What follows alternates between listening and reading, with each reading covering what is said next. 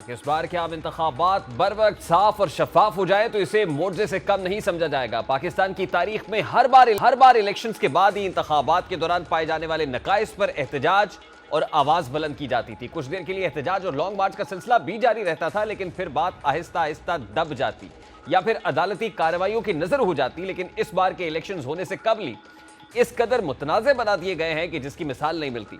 अभी तक इलेक्शंस होने पर भी सवालिया निशान बरकरार है। ये सवालिया निशान गुज़श्ता 1.5 बरस से उसी तरह कायम है जिस तरह पहले दिन था।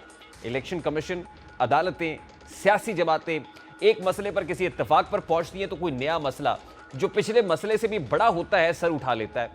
तहरीक इंसाफ की लाहौर हाई कोर्ट में पिटीशन के फैसले पर सुप्रीम कोर्ट को इलेक्शन से ऐसा लगा कि अब किसी को इलेक्शन प्रोसेस में खलल डालने की जरूरत नहीं होगी। लेकिन कल दोपहर से मुल्क के मुख्तलिफ बार काउंसिल्स यानी लीगल फ्रेटर्निटी के एलामियों और इन एलामियों में इलेक्शन कमीशन पर संगीन एतराज़ात ने एक बार फिर इलेक्शन में खलल डालने की कोशिश की है।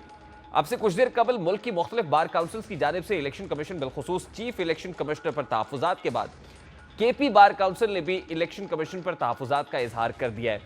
एलामिये में कहा गया है कि सूबे की कौमी असम्बली की सीटों में कमी अफसोसनाक है, इकदाम अवाम के साथ ज्यादती है, नाइंसाफ़ी है।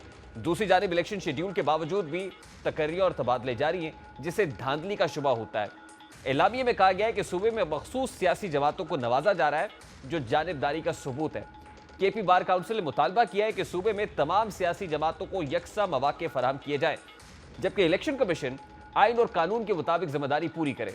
एक खास वक्त में बार काउंसिल की जानिब से ऐसे शुकूक व शुबहात के इजहार को इलेक्शन में खलल और किसी के इमा पर किए जाने वाले इकदामात के तौर पर देखा जा रहा है, क्योंकि मुल्क की तमाम बड़ी जमातें ही बर वक्त इलेक्शंस कराने की ख्वाह और ख़ुद को इन एलामियों से दूर रखे हुए हैं। पाकिस्तान पीपल्स पार्टी, पाकिस्तान तहरीक इंसाफ और पाकिस्तान मुस्लिम लीग नून ने chief election commissioner Sikandar Sultan Raja को हटाने के वकला के मुतालबे को मुस्तरद किया है। PTI रहनुमाओं के मुताबिक इस्तीफे का मुतालबा जायज़ है, मगर ये वक्त गलत है। अब इंतखाबात के मौके पर कोई बहरान पैदा नहीं कर सकता। मुस्लिम लीग नून का मौक़िफ़ भी PTI से मिलता जुलता है। इस जमात के रहनुमाओं के मुताबिक भी चीफ इलेक्शन कमिश्नर के खिलाफ इल्ज़ामात मुबहम है, जिनको जवाज़ बनाकर इलेक्शन डिले करने की साजिश की जा रही है। इलेक्शन कमीशन पर गिले शिकवे सबको होते हैं, मगर क्रेडिबिलिटी और जानिबदारी पर कोई सवाल नहीं। पीपल्स पार्टी का मौक़िफ़ भी दोनों जमातों के साथ मुताबिकत रखता है। ये जमात भी इलेक्शन प्रोसेस को किसी तौर पर भी डीरेल करने के खिलाफ है।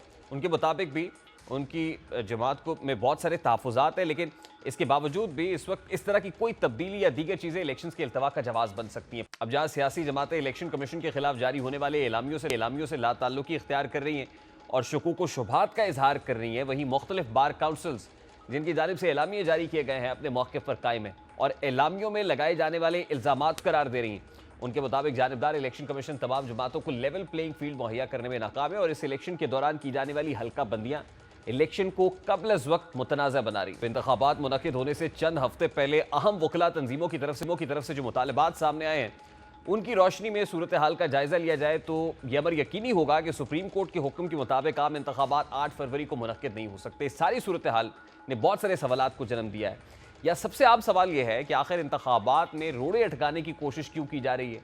क्या मुल्क की नुमाइंदा वकला तंजीमें वाकई इलेक्शन में ताख़ीर का अफसोसनाक मकसद हासिल करना चाहती हैं? या सवाल यह भी है कि क्या इंतखाबात से चंद हफ्ते पहले चीफ इलेक्शन कमिश्नर के बारे में ऐसा मुतालबा किसी खास सियासी एजेंडे की तकमील के लिए सामने लाया गया है?